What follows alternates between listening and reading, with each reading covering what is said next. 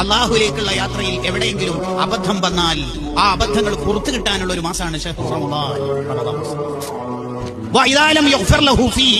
റമദാനിൽ ഒരാൾ ദോഷം പൊറുപ്പിച്ചിട്ടില്ലെങ്കിൽ പിന്നെ എപ്പോൾ അതൊരു വല്ലാത്ത ചോദ്യം. പിന്നെ എപ്പോൾ റമദാനിൽ ദോഷങ്ങൾ പൊറുപ്പിച്ചിട്ടില്ലെങ്കിൽ പിന്നെ എപ്പോൾ? റമദാൻ വന്നിട്ട് ദോഷം പൊറുപ്പിക്കാത്തവനാണെങ്കിൽ അവന് അള്ളാഹു സ്വർഗത്തിൽ നിന്ന് അകറ്റട്ടെ എന്ന ദുആ നടത്തിയത് ലക്ഷക്കണക്കിന് അമ്പിയാക്കൾക്ക് വഹി എത്തിച്ചു കൊടുത്ത മഹാനായ റൂഹുൽ അമീൻ ജിബ്രീൽ അലൈഹിസ്സലാം,